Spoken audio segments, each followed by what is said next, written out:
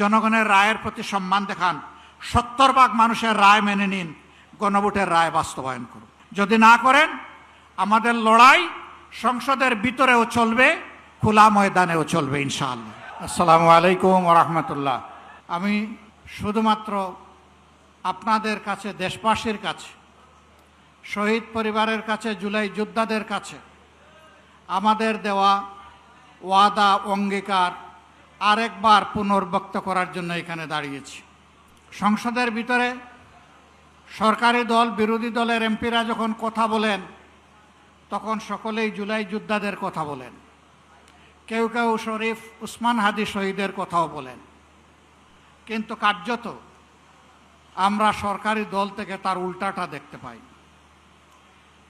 দুইটা ভোট একসাথে হলো, একটা ভোটের রায় তাদের পক্ষে গেল, মেনে নিলেন।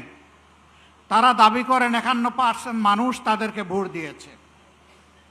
আরেকটা ভোটে জনগণ 70% গণভোটে হা বলেছে। তারা 51% মানেন, কিন্তু 70% মানেন না। এটা লজ্জার, এটা দুঃখের।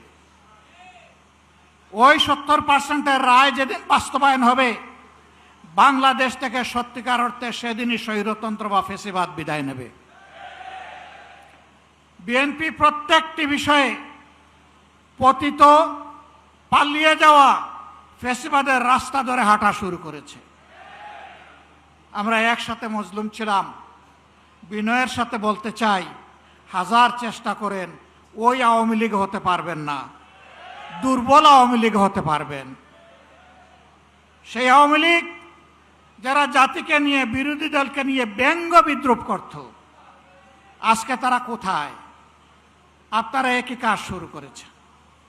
যে আওয়ামী লীগ তাদের পুষ্য লাঠিয়ালদেরকে দিয়ে সমাজের বিভিন্ন জায়গায় কর্তৃত্ব কায়েম করেছিল, সেই আওয়ামী লীগের পাশে তাদের দুঃখের দিনে কোনো লাঠিয়াল এসে দাঁড়াতে পারেনি। আফসোসের বিষয়, রাষ্ট্রের মৌলিক যে সমস্ত জায়গায় পরিবর্তন দরকার, সুশাসন কায়েমের জন্য, সত্যিকারের স্বাধীনতার স্বাদ জনগণকে দেওয়ার জন্য, প্রত্যেকটি বিষয়ে বিএনপি বিরোধিতা করে চলছে। এটি জাতির সাথে সুস্পষ্ট প্রতারণা। তারা তাদের দেওয়া 31 দফা কর্মসূচি সংস্কারের, তাদের ইশতেহার, এটারও তারা বিরোধিতা করছে। আমার মনে হয় তারা যে বিরোধিতা করছে, এই জ্ঞানটাও বোধহয় তারা হারিয়ে ফেলেছে।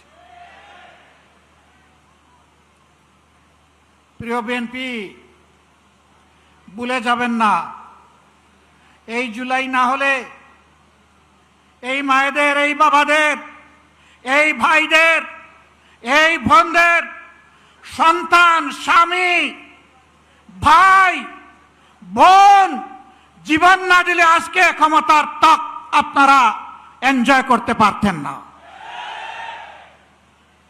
তক্তে বসে ভুলে গেছেন? আপনারা আগেই ভুলেছিলেন।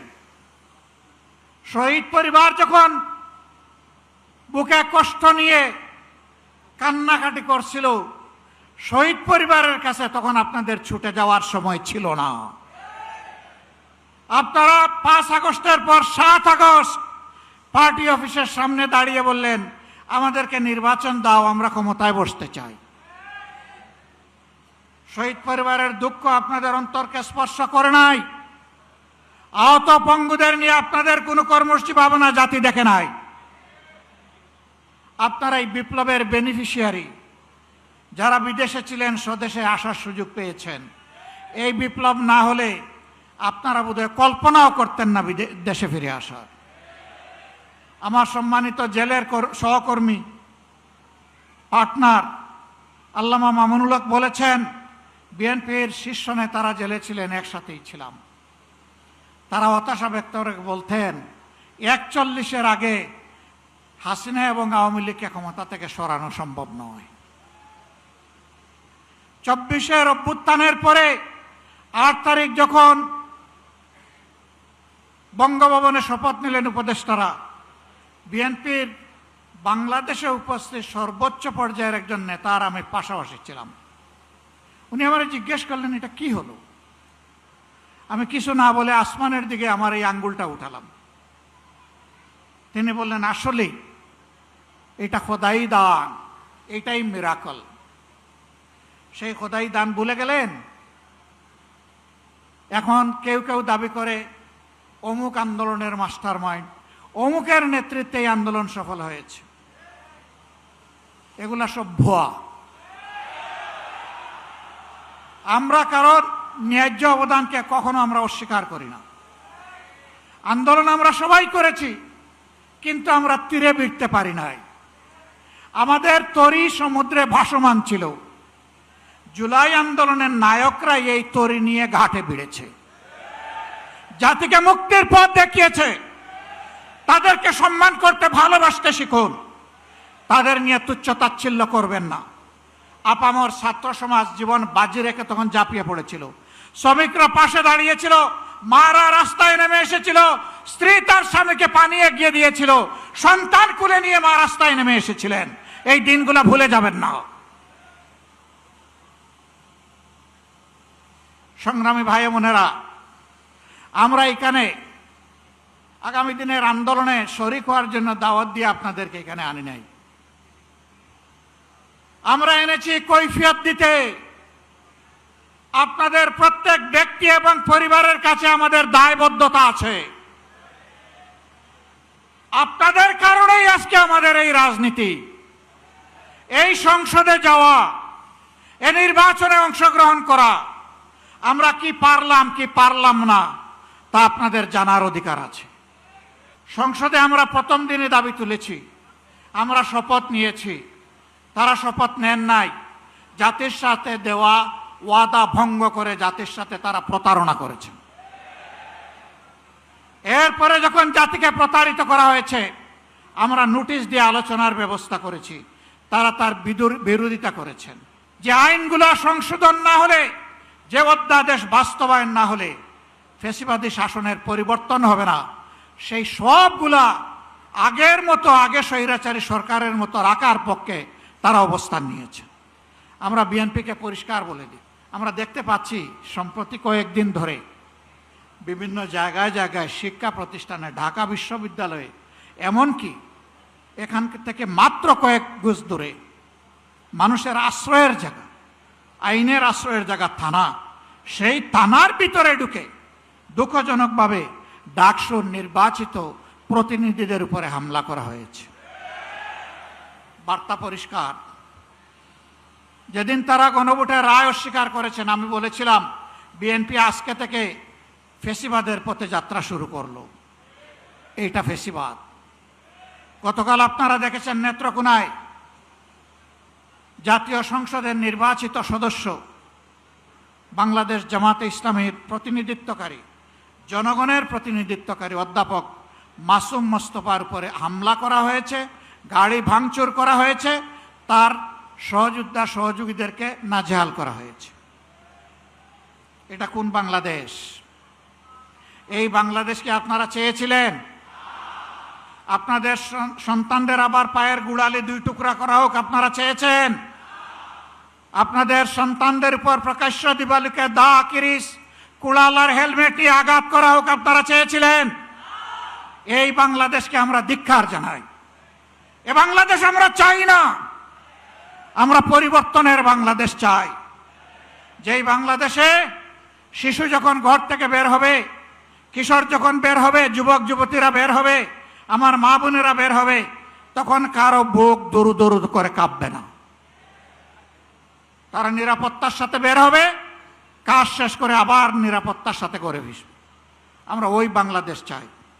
আমরা শিক্ষা প্রতিষ্ঠানে আমাদের সন্তানদের হাতে দা, কিরিস, কুড়াল দেখতে চাই না। আমরা খাতা এবং কলম দেখতে চাই।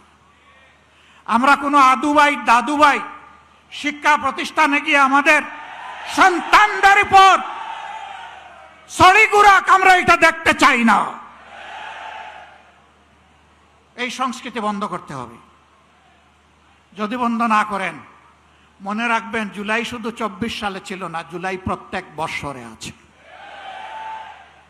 সে জুলাই আবার ফিরে আসবে ইনশাআল্লাহ, এবং তখন ফাইনালি ফ্যাসিবাদের কবর রচনা হবে। শুভ বুদ্ধির উদয় হোক। জনগণের রায়ের প্রতি সম্মান দেখান, 70% মানুষের রায় মেনে নিন, গণভোটের রায় বাস্তবায়ন করুন। যদি না করেন আমাদের লড়াই সংসদের ভিতরেও চলবে, খোলা ময়দানেও চলবে ইনশাআল্লাহ। এবং আল্লাহর পর ভরসা করে বলতে পারি এই লড়াইয়ে জনগণের বিজয় হবে ইনশাআল্লাহ। আমরা আপনাদের কাছে কথা দিয়েছি আগে, এখনো কথা দিচ্ছি। আমার সহযোদ্ধারা যেমন বলেছেন, ইনশাআল্লাহ আগামীর লড়াইয়ে জাতির প্রয়োজনে সামনের সারিতে থেকে আমরা যুদ্ধ চালিয়ে যাব। আমাদের জীবনটা আল্লাহর জন্য, মানবতার জন্য, দেশের জন্য, জাতির জন্য। আল্লাহ যদি কবুল করেন গর্বিত শহীদ হয়ে দুনিয়া থেকে বিদায় নিব ইনশাআল্লাহ। গতকালকেও এই জায়গায় আরেকটা সমাবেশ ছিল, পরিষ্কার বলেছি, সিগালের মতো 100-1000 বছর বাঁচতে চাই না, বিড়ালের মতো বাঁচতে চাই না, সিংহের মতো প্রয়োজনে 1 সেকেন্ড আয়ু চাই আল্লাহ তাআলার কাছে। ওইটাই গর্বের। ইনশাআল্লাহ জনতার বিজয় হবে। আমরা নিরাশ নই, আমরা গভীর আশাবাদী। এ বাংলাদেশ পাল্টাবে, নতুন বাংলাদেশ গড়া হবে ইনশাআল্লাহ। সেই বাংলাদেশ গড়ার প্রত্যাশায় সারা দেশবাসীকে আমরা পাশে চাই এবং আমরাও দেশবাসীর সাথে থাকতে চাই।